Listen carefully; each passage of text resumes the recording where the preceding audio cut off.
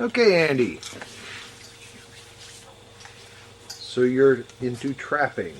Yes. When did you you're licensed by the state? Yes. When did you do that? I took it when I was ending fifth grade summer. So I was ending fifth grade, going into seventh. And what did you have to Sixth. do? Fifth into sixth. What did you have to do for it? I went to a class for a weekend. It was from 9 to 1 up at Florence. And talked about it the first day. Then the second day we went out on a river and set out some muskrat traps, muskrat floats, and just learned how to set them out. And then we came back and took the test. Who got you into it? Well, my grandpa. Well, I always, when I was like really little, my grandpa would let me come with him and go check beaver traps on like this little tiny creek behind us, like maybe half a mile to a mile behind his property. Well, and then my uncle he's a really big trapper. He caught a lot of things. Well, and then my mom started doing it, and then, well, she didn't. I took it with my mom. She didn't really start doing it. I talked to my grandpa about it, and he told me a couple things. And then I was 7 when I put out my first weasel trap. Except for my brother, he did it when I was doing it. And instead of putting out a size 1 trap like this, he put out a size 2 trap like this in the weasel box, which he was trying to catch a weasel.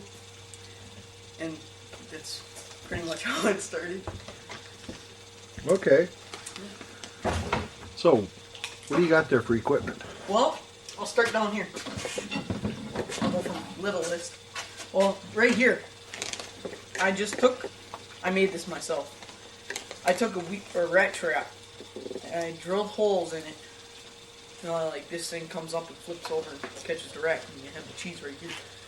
Well, I put a wire. If you look, when I push down, it goes like that. Well, there's a little, I don't have the thing on it right now because I lost it. But if there's a hook that comes down, and I put peanut butter on there, well, when the animal walks in and touches the hook that's down there with the peanut butter, this goes off and it catches. It's just like a regular rat trap instead of, it's like a box. Does it work? Yeah, it goes like that. And you use that for what? Well, I was working on catching squirrels and weasels with it. Not really big. And some flying squirrels. Those are legally protected by the state. But for some reason, they just like traps. Because, like the weasel box, it's got a hole in the front, so they just think it's like a hole in the tree that they can live in. Well, they fly in and just get caught. Ooh. Yeah. Yeah, well, and then we have a weasel trap. This trap right here, the size 1. They make size 1.5s. We make these. I think my uncle and my mom and my brother, and my cousin, we just get together one day and make about 60 boxes like this. And my uncle's got all the wood. And you set this trap in here. Well, it's not set right now, but set it in there, and the pan's down, and the squirrel or something. We put the bait back here on these 2 nails. Squirrel comes in. We put a stick that goes across here. It's like, you can just like take a twig and push it in there before it's set, and that way it can't jump over the stick. It's got to go under, and it just steps in the trap. And you gotta always tie your trap to something else. Ways. The other day, Cole Brown was over. We had a box like this, and we just finished building my trios. Well, we went down to check the one trap, and my dog had treed a raccoon, and the raccoon still had its foot on the tree, foot on the trap. It was stuck in the trap, and it was up in the tree. Well, and my dog's sitting there jumping up at it. Its having a really hard time getting it. And finally we went home and got rid of it. And that's why you always gotta tie your traps up. Okay, hold on. What? Okay, and this is for Weasel weasels and squirrels. and squirrels. Red squirrels. And there are your nails. Any special kind of wire you use on the back? It's just like electrical fencing wire. It doesn't have to be that sturdy unless you're catching really big things. Okay. Yeah. Okay, what else you got? Well, here we got a 2 long spring. It's because it's got 2 springs. It's a double long spring. It's size 2 because it's bigger than the 1. And you hook it up the same way that one does to the tree, but you don't put it in a box. It's like for smaller coyotes and for red fox. And here we have. I can go down there. And here we have a hammer, which it's used to, like, when you set a fox trap, you gotta dig out a hole so it's level with the ground. And you fill it in, and you put everything else in there. And you put stuff under it, make it level. Because if they put their paw on it and it tips just a little, they won't step there. Like just a smidge, they will not step there. And that's why you have to have it so sturdy it doesn't move. And that's what we use this for. You put, like, we don't trap in the summer, we trap in the winter, and you put snow in here and you shake it above the trap, that way they can't see it. And you just shake it and shake it and shake it until you got enough snow that covers the trap. Well, my family doesn't do very much. Well, my uncle does a lot of beaver trapping, but my mom and I don't do a lot of beaver trapping because there's no creeks around us that have beaver in them. So, beaver trap, there we go. It goes just like this, and you pull the springs down. Well, this one I can't set because it's really difficult, but you pull these down and these 2 bars separate, so it goes like this. So it's, instead of being like that, it closes, and when the beaver comes through, they hit these things and it goes off and it gets them right. One bar's here and 1 bar's here and on the back, and it just kills them. And that's a size 280, I want to say. Yeah, it's a 280 size one. Does it have any kind of special name? It's a carnival. Okay. It's I've never really trapped with these kind of trap because I don't trap with that. And then here's a smaller version of this. This one you can catch like raccoon and smaller things. Okay, so that was a number. That was a number 2. Number 2. And this is a number 1.5. Okay. And then, well, to set one of these, well, this is we'll go with this one first. Set one of these, it's just like this. This is a 280. This is a 220. I have, because it's got 2 springs again, and me and my friend went to the trapping convention out in Escanaba, and it was $1 to throw a tennis ball at a trap. You had to make the trap trip. So I made it, and I got 2 of these, 2 110s. And those are smaller because they got the 1 spring. They're about that big. I didn't find one. I couldn't find them because they were all rusted. But yeah, it's just like that. And then we got the coyote trap and the wolf trap.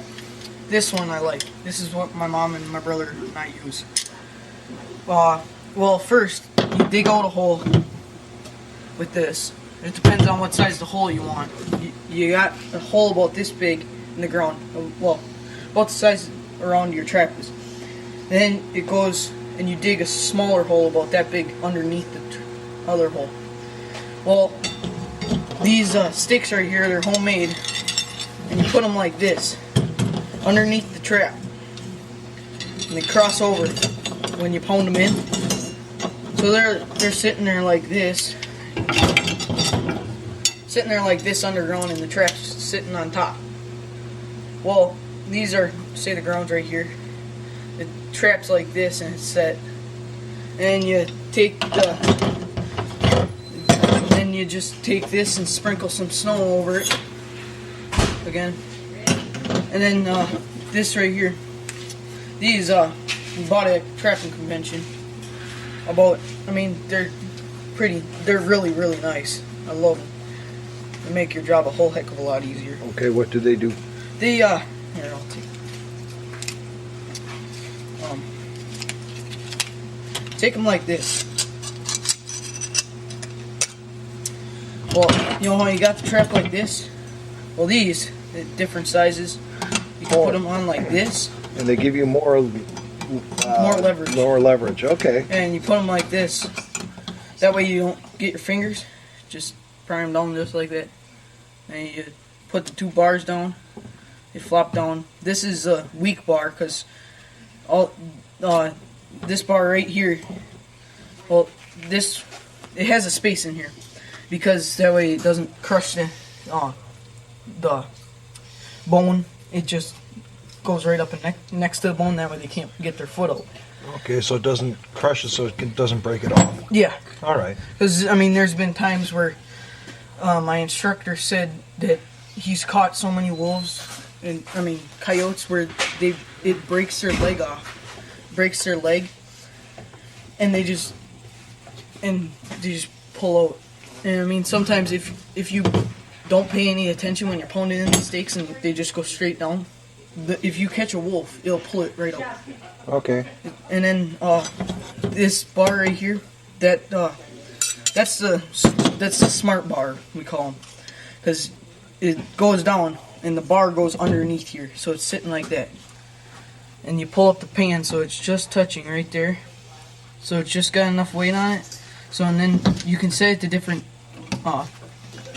pounds. So when it just taps it, it goes off and snaps their foot. So this is the dumb bar because it just goes with the other one. And then instead of having these 2 circles on the bottom here, instead of having the 2 circles, they make a thing where you can connect. They make a little chain that goes out for about a good 12 feet. And you wrap this around a tree, and you hook it into the tree. That way, if you catch a coyote, they can run, but they won't run for long because they'll catch on a tree eventually or some brush. We sometimes use a stake, but we also use that. And this right here is just a piece of rebar, and all you have to do is just take a bigger nut, obviously, than the rebar, and just weld it on there. Shave off the end of the rebar. You got a stake. Nice. Yeah. That's it. Do you want to set up a trap for us? Sure. Nobody put their fingers in it. Yeah, my cousin one time, his dad was gone. He's down state because he works for construction, and he was down there, and my cousin went out to check traps because they live up in Crystal. And he goes up Long Lake. Well, he goes down because the trap was tripped, but there was nothing in it. Well, he went to go set it. Guys, both of his thumbs stuck in the coyote trap. Ouch. Yeah, and he's not large, but when you have your jacket on and everything, you can't bend down that far. Well, he couldn't get both of his feet on the thing to open up his thumb. Luckily, he had big mittens on.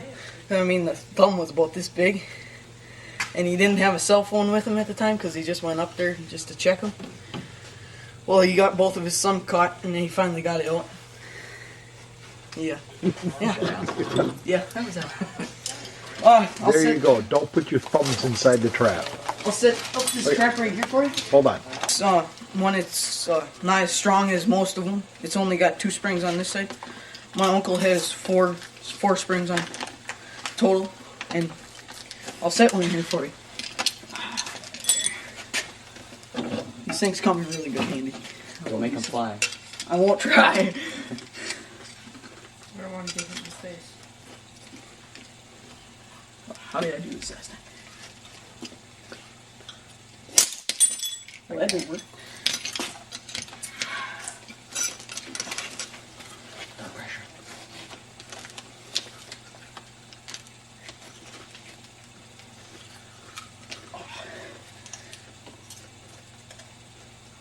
Trap doesn't want to sit. Try some. There we go.